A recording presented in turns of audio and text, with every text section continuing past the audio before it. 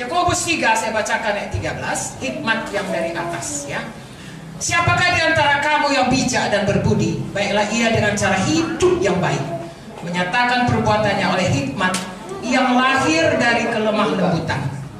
Jika kamu menaruh perasaan iri hati dan kamu mementingkan diri sendiri, janganlah kamu memegahkan diri, janganlah berdusta melawan kebenaran. Itu bukanlah hikmat yang datang dari atas, tapi dari dunia, dari nafsu manusia, dari setan-setan. Sebab di mana ada iri hati, mementingkan diri sendiri, di situ ada kekacauan dan segala macam perbuatan jahat. Nah saudaraku, kita perhatikan kalau hidup kita hikmat dari atas, nanti kita baca di bawahnya, tidak sama dengan kalau ada hikmat yang bukan dari atas. Di sini dikatakan saudaraku, ayat 15, bukan hikmat yang datang dari atas, tapi dari dunia, dari nafsu, dari setan. Tiga perkara ini selalu menyerangi kita. Ya, setan yang selalu menipu, tipuannya selalu apa yang dikatakannya berkebalikan dengan apa yang dibilang Tuhan. Haleluya. Pada waktu Tuhan Yesus dicobai saudaraku, selalu apa yang dikatakannya berkebalikan dengan apa? Firman. Seolah-olah itu kata firman, tapi berkebalikan. Ya, dia goda saudaraku dari ini, dia goda, tapi Tuhan Yesus tahu firman Tuhan, dan Tuhan Yesus mematahkan itu dengan firman. Itu sebabnya saya dan saudara harus tiap hari makan firman. Amen. Mengisi hati kita penuh dengan firman. Amen. Apapun kata setan, dia tidak bisa menipu kita. Amen. Haleluya. Selanjutnya dikatakan sini, hikmat dari nafsu manusia. Saudaraku, saya dan saudara ada nafsu.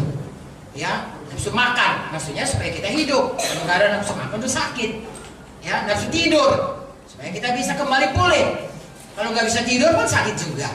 Tetapi lagi-lagi saudaraku, kita yang menguasai nafsu itu, mengaturnya. Tadi dikatakan kita hidup berkuasa. Bukan nafsu itu yang menguasai kita.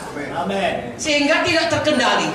Sehingga akhirnya kita di bawah hikmat duniawi, hikmat dari setan, ditipu seperti tadi saudaraku. Hawa mungkin lihat buah itu baik, lalu dia ditipu ya oleh setan dan dikuasai oleh nafsu yang dilihat oleh matanya. Nah biasanya itu datang dari mata, dari panca indera. Ya, saudara mau makan kan dari panca indera, selera makan. Mau berbuat najis dari panca indera, dari mata, dari telinga, perkataan-perkataan yang pornografi dan lain sebagainya. Saudara mau makan ganja atau minum-minum keras kan dari kehendak naluri kita untuk semua panca indera kita yang merasakan kesenangan. Nah itu dari nafsu manusia. Saudaraku, kita harus, itu sebabnya Tuhan berikan kepada kita Roh Kudus, sebab dengan Roh Kudus kita bisa mematikan semua kehendak. Haleluya. Selanjutnya dikatakan duniawi. Saudaraku, dulu Taman Eden itu sangatlah baiknya sebelum ada dosa. Begitu ada dosa, saudaraku, manusia diusir keluar daripada Taman Eden. Hidup di dunia dengan kutuk, di mana dia harus, kalau tadinya dia hanya semua sudah sedia, hanya mengusahakan taman, sekarang dia harus cari makan dengan keringat perut dan semak duri, dengan kata lain susah cari makan. Ya, itulah keadaan dunia. Tetapi saudaraku, setan seperti tadi, dia membuat saudaraku sesuatu yang dunia ini kelihatannya begitu nikmat. Ya, dengan segala, apalagi zaman sekarang ini, begitu enaknya semuanya. Dan ya, tadinya saudaraku zaman kami tidak ada TV, yang ada hanya radio bantal semuanya itu, kayak bantal radio ini, radio roti. Ya, jadi kalau dulu PSMS itu jauh tuh saudaraku ya. Medan itu nama sepak bolanya PSMS ya, Persatuan Sepak Bola Medan sekitarnya. Namanya Ayam Kinantan PSMS ya. Jadi selalu menang. Dari luar negeri Yugoslavia semua. Kalah Persija, kalah Persib, PSMS menang. Jadi kami semua paling setia mendengarkan pertandingan. Dengan radio yang sebiji, penonton 30 orang. Kalau sudah mulai datang, kami pun gol, kami bagi gol. Sampai habis riwayat. Begitulah nasib kami dulu. Tidak ada saudaraku ya, TV nggak ada TV. Saya kenal TV sesudah saya dokter.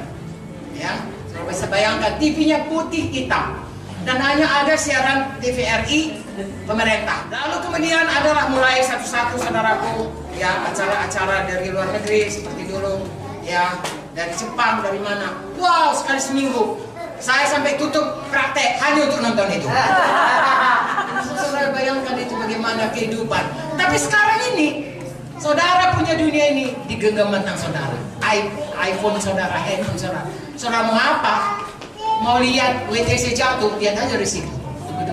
Jatuh. Mau lihat Trump sekarang bilang apa? Apa saja. Hanya dengan genggaman tangan. Hidup sangat enak.